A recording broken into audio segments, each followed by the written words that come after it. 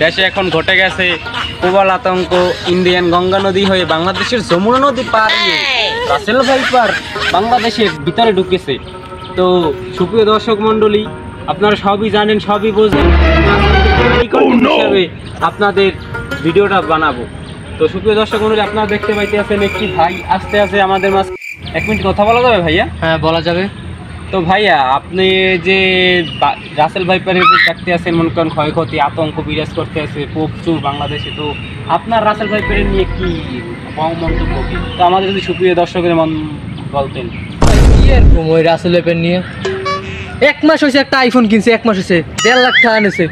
ফেসবুকে ঢুকতে পারি না, ইউটিউবে ঢুকতে পারি না, তারপরে আমি আরও কি যেন সাথে ঢুকতে পারি না।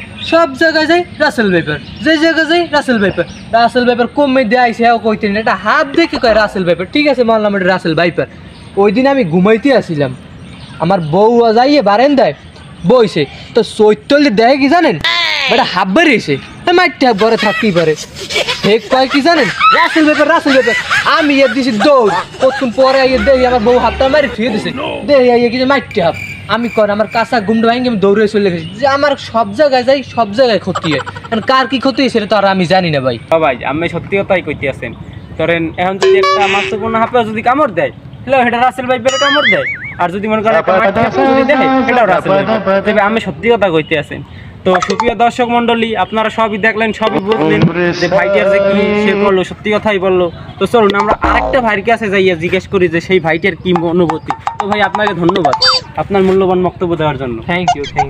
জি, তো চলুন সুপ্রিয় দর্শক মন্ডলী, আমরা যাই সেই ভাইটির কাছে।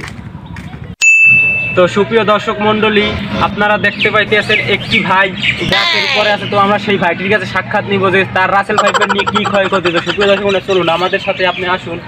তো হ্যাঁ ভাইয়া, এখন কথা বলা যাবে, নিচে আসবেন।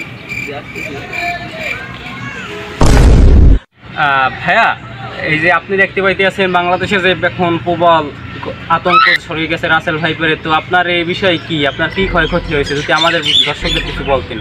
বলবো ভাই, দুঃখের কথা, এই যে দেখতে আছেন আশেপাশে যত জমি, আমি ধান লাগাই, আমি একজন কৃষক, চাষবাস করে খাই। এই যে পানির ভিতরে একটু মাঠ খেপ গেলে মানুষ উঠে এই রাসেল ভাইপার হে ভয়ের খেলায় দৌড়ই, এই আমি লঙ্গি টঙ্গি দেয় না কান্দে বইয়ে রয়েছি। রাসেল ভাইপারের আতঙ্কে কোনো বাথরুমে যাই বন্ধু শান্তি পাই না। হ্যাঁ ভাই, কি সমস্যা? বাথরুমে যাইয়া মানুষ কয় রাসেল ভাইপার নাকি কোন আকাম সিটে থাকে। বাথরুমে তো ছোট জায়গা, চার কোনায় সাইড দিয়ে থাকে, গাছ থাকে, এই কোনা এরিয়ামের বই পিছন কিনে খটখট আওয়াজ হয় ভাই। কি কম বুঝি তো এই রাসেল ভাইপার আগে যাইয়া শান্তি পাই না। কোন রামে একটু আগে উঠলে হসতে পারি না, হসার সময় নাই, আইয়ে পড়ি, আইয়া বোধ ধরে যামু, আর কি আর শান্তি। হ্যাঁ, খাটের তলে রাসেল ভাইপারের ভয় দেখায়। এবার আইয়ে এই গাছে দূরে এলে রোদ্দুরের মধ্যে গাছ উঠতে বই রয়েছি, পারি না জমিতে নামতে। এই 2 দিন ধরে কিছু রান্ধতে খাইতে পারি না, বউ হয়নি তো ঘরে বইয়ে খেতে ধরে।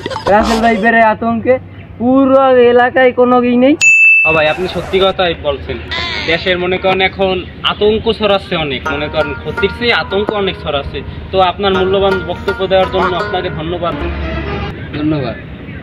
তো সুপ্রিয় দর্শক মন্ডলী, আপনারা শুনলেন ভাইটির কথা। আরও একটি ভাই মনে করেন সাক্ষাৎকার দেখলেন এই ভাইটির, সে তার বউর সাথেই মনে করেন বই তাকে আতঙ্ক দিচ্ছে, আর ভাইটির বউ আতঙ্ক দিচ্ছে। তো আপনারা সবই বুঝলেন, সবই শুনলেন। তো সুপ্রিয় দর্শক মন্ডলী, আমরা আতঙ্ক ছড়াবো কম, আমরা দেশের মানুষকে সচেতন করবো। তো এখন ভিউজ, তাই ভুলভাল খবর নিয়ে আমরা অফিসিয়াল নিউজ।